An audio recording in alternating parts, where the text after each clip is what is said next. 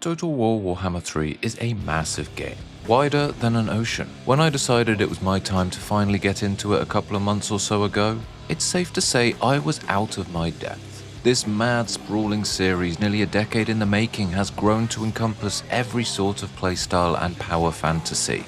Where the hell do I start? My first few hours were rough. The game nudges you to play Katarina, Yao Ming and Karl Franz. Lords I dived into and got rattled by hordes of Chaos Warriors, Vampires and Skaven. Oh, so many Skaven. It was demoralizing, and I felt like, fundamentally, I was doing something wrong. I was bad at the game. I was on the cusp of dropping it then and there when I decided to ignore the game suggestions, instead rolling campaigns that sounded fun while still being somewhat beginner-friendly. That was my turning point, and now I cannot put the game down. After getting my rear handed to me, I've been able to feel comfortable, confident, and able to start pushing up that difficulty and enact revenge on all those who wronged me. The Skaven, mostly. I want to run through the factions and lords that got me to this point, the ones that really made me fall in love with this game. If you are a newcomer also feeling demoralized, hopefully these give you a jumping off point to start your own journey in your own way. I'm not here saying in theory, this has all been put into practice and it's given me what I feel is a diverse crash course on all parts of the game. And for you veterans, seasoned commanders who've been here for years, I'm keen to hear what you think of my journey. Are these good starting points? Any blind spots you'd want covered? And if any of the factions hold a special place with you, I would love to hear some more tips to really step things up. I am a sponge, ready to soak up any sagely advice, and half of the lords on this list are community recommendations from my last video. These are the races that made me fall headfirst into Total War Warhammer 3, and the lessons that each taught me along the way, starting with my favourite lizard who was there for my first very hard campaign win, Gor-Rok. The Lizardmen were my turning point in the game. They've got a diverse roster of units, their frontline is formidable, thematically they have some killer lore behind them, and dinosaurs. Before this point I was getting whomped by Skaven. Now I can eat them with a massive dinosaur. That is therapy. I'd seen Gor-Rok suggested as he has a fairly safe start, but still has some noticeable threats. Skulltaker on your doorstep to the north and Clan Pestilence to the south, in the middle of a Chaos and Skaven sandwich. Very similar in theory to the Yao Ming scenario that I'd struggled with previously, but this was more manageable, as you start with some powerful tools. You can get some hefty frontline units early which will stand firm against Chaos Warriors, and Lord Croak is an absolute monster in battles. The campaign goals are easy to grasp. Take Lustria. Purge any non-lizards, confederate any lizards. Purge the lizards that don't want to be confederated, and bit by bit you are spreading out across a defined area. Economy is straightforward. Research options are unlocked bit by bit, and while there's clearly a best way to do it, which I did not do, I wasn't agonizing over what to do next as I typically only had a couple of options. They have a great range of units that cover all bases, so you can field a balanced roster. Strong frontline, agile ranged units, fast ranged flying units, monsters both big and small. Lizardmen gave me a great idea of what an army should be doing in very generalist terms, and the foundation to adjust and change with other races. I played a few other campaigns before them, but this is where the game clicked and I realized, okay, I actually really like this. For a beginner campaign, this ticked every box for me, and gave me the confidence to explore more of the game. Mainly, a return to the Empire. But not with Karl Franz. I was still a bit overwhelmed by him and I didn't really feel ready to do him justice. Instead, I went with Elspeth, which felt clearer in what I should be doing, and didn't feel as immediately threatening as Franz. You've got a big threat on your doorstep in the vampire counts, though their lumbering zombies and brittle skeletons will crumble beneath the might of your massive guns. Elspeth was my crash course in using artillery in the game, and trying to build around that. Front lines to slow down the enemy and cavalry to clean up. I don't know if this is the correct way to play, but I found using pistoliers and outriders to be insanely useful at keeping enemies busy and at range during early battles, whilst also teaching me to micro units a bit rather than just charge them all in at once. Her faction mechanics were easy to grasp, upgrading units little by little, and her incredibly useful teleport mechanic proved a godsend when I forgot I had enemies on the other side of my empire. All in all, it was a great campaign, with clear-cut goals that definitely gave me my artillery fix, and summed up the Empire's ethos of faith, steel and gunpowder. Maybe not faith. Elspeth seems pretty evil. But sometimes I don't want to hide on a hill and take a fight at range. I want to get stuck in and smash. Playing Grimgor's Ard Boys was a big moment for me. as they showed me a battle style I really had fun with. That is, getting stuck in and wailing on everything in sight, breaking everything in town, taking a dump in the town square in the name of Gork or Mork, and then just leaving. You've got plenty of threats nearby, but that's good. You want to fight. Going from order factions and trying to pick battles wisely, I felt a sudden shift here as everything hinges on being able to scrap constantly. His campaign mechanics are not overwhelming, and I felt confident in consistently expanding because the orc roster could stand up to whatever the game threw at me. When your game plan is to charge and smash everything, battles go from being overwhelming to routine. And this was the campaign I started to ease off using auto-resolve as a crutch, as I was having a blast with my green tide. They also taught me the importance of dictating the pace of battle, and playing aggressively rather than simply reacting to your opponent, which, admittedly, I had been doing with Elspeth. Already, I am starting to build up a range of playstyles. Lizardmen felt nice and balanced. Empire were playing at range. Orcs were charging in aggressively.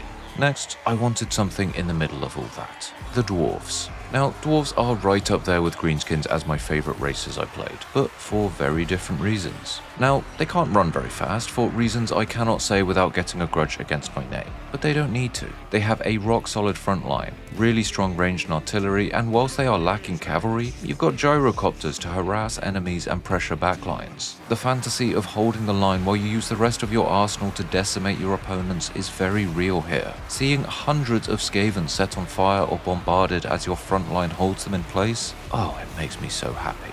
Thorgrim was my first experience, and I loved the playstyle so much that I dived straight into Belegar, and it is still my favourite campaign so far. Booking it across the continent and retaking Carrick 8 Peaks, and then carving out the mountains and taking the fight to anything in sight. I hate using this word, but it really did feel epic. I absolutely loved playing as dwarves, though I'm glad I did not start with them as their defensive and often stationary playstyle, well, that would have taught me some bad lessons to take into other campaigns. So, in my opinion, not ideal for a first campaign, but perfect once you've got the basics elsewhere. That enjoyment I got from both Dwarves and Greenskins was something I talked about in my last video, and it was met with a ton of suggestions. If you like them, you should try the Chaos Dwarves. Doing so taught me one very, very important lesson. Listen to the game's community, because they know what they're talking about. Chaos Dwarves were an absolute blast and really hit the middle ground of two playstyles I really enjoyed. As a beginner-friendly faction, maybe not the best. Their economy is quite involved and there's a few faction mechanics that were confusing at first, but I enjoyed the step up. I prefer a more involved economy and the balancing of resources, sending out trade routes and playing a bit of politics. It was all a very rich experience. Roster-wise, they've got something for every occasion. Definitely a lesson there in picking the right thing for the situation, but even their bog-standard stuff felt strong. Their melee units can hold a line with ease, and their blunderbusses are great for skirting around and decimating an opponent from the back. I did not get tired of seeing volley after volley tear through enemy ranks. While it may not be a great beginner pick, it can be, mainly if you find something compelling and interesting and satisfying. Going back right to the start, the best way to learn is to do whatever you find fun. I had a great time with Chaos Dwarves, and they taught me a lot. But they weren't the only recommendation I got from members of the community. I'd mentioned wanting to try Vampire Coast, and I got nudged towards trying the Counts first, and that was a very good bit of advice. Now, the Counts weren't quite as simple as I was expecting, and there were a few mechanics to get my head around in the army raising, blood kisses, and general expansion strategy that resulted in a few restarts. However, once it clicked, it nailed down some good practices I was missing elsewhere. Number 1. Heroes. Until now, I was definitely sleeping on them. Sending them out, scouting the map, wounding, reducing army mobility and attacking troop stacks. I'd been missing that whole part of the game. I'd previously not been putting many heroes in my army stacks, which was a huge mistake, because they can absolutely turn the tide of battle. Vampire Counts also taught me super valuable lesson number 2. Don't trust the auto-resolve. When I started playing, I was using it as a crutch, but with every campaign I've been doing more and more battles manually. Units that I figured would be nothing but chaff turned out to be insanely useful, like tier 1 bats keeping the enemy backline occupied. It also showed me that friends, neighbours, enemies, they're not always what they seem. My first instinct was to wail on the Empire, but I had a lot more fun being friends with them, vassalizing lords little by little and role-playing as an undead puppet emperor. The game gives you goals, but you don't have to follow them. Even if you're not playing for the win, you can have a lot of fun along the way. The final recommendation from my last video was the Beastmen. Roaming horde faction mechanics were a different change of pace, though no upkeep on units takes one worry away. This in itself might be reason enough to be a worthy newcomer pick. It takes something off your plate and you just have to worry about fighting, and there is a lot of that. You are always on the offensive, causing havoc with a hit and run playstyle, leveling a town and then getting the hell out of there before an enemy knows what's hit them. In battle, they reminded me of playing Greenskins, lots of bodies charging in, some bigger monsters here and there, lords and heroes at home in the thick of slaughter. Though I found myself approaching combat a bit differently, and picking up some tricks I hadn't been using before. I was using terrain more, funneling troops through trees to be sneaky, letting the enemy reposition before I hit from multiple angles. Taurox and his minotaurs can push through the bulk of the enemy line, while ungors, gors, hounds and any other mad thing the forest can spit out surround and overwhelm. Once you get a few lords going, you feel incredibly strong, just sweeping across Nagaroth, killing every person you come across. Well, not real people, just elves. Again, you are setting the pace of battle. You're calling the shots and your opponent is responding. As a beginner-friendly faction, it's a really solid pick. Thematically, incredibly cool. And being able to confederate other legendary lords easily means you can be causing trouble anywhere in the world. And finally, let's round off the list with two factions I've been messing around with but have not quite cracked. Wood Elves and Bretonnia. The trouble I'm having with both is simple: movement. Whether that's archers running away or cavalry cycling for a charge, they both feel very busy in battle. And campaign-wise, they both seem to play a bit taller and more focused on a specific region, rather than trying to spread out as wide as possible. But that could just be me misplaying it. Either way, I love the feeling and atmosphere of both factions. Wood Elves with their protectionist "I'm going to kill you to save the trees" attitude, making strange bedfellows in the interest of saving said trees. Bretonnia, on the other hand, feels much more classic Arthurian fantasy, which I love. I am absolutely down to act as a chivalrous, peasant-oppressing knight leading a massive cavalry charge, even if that does mean being French. As I said, both factions feel a bit tricky for me at this stage, but I'll get there. Any tips you have, I am more than happy to receive them. But not just for those factions. Anything I've talked about today, or simply your favourite to play, drop any more suggestions down in the comments and I will take them forward. On my radar next are Vampire Coast, Nurgle and Tomb Kings. And I don't really know what I'm getting into there, so any advice would be greatly appreciated. Again, half these factions I've talked about came about from suggestions on my last video, and I am incredibly grateful for any guidance on this big mad journey I am on. I'm having an absolute blast going through the game even if I am late to the party, and if you want to see more Total War content here, let me know.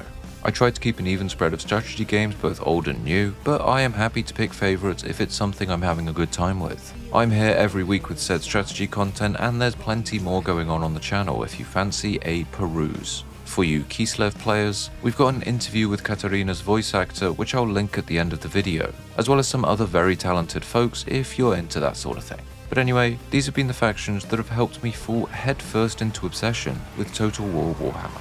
I'm still only scratching the surface, but very ready to make up for lost time. And no, I am still not ready to play Skaven. I am still incredibly mad at them for everything they do.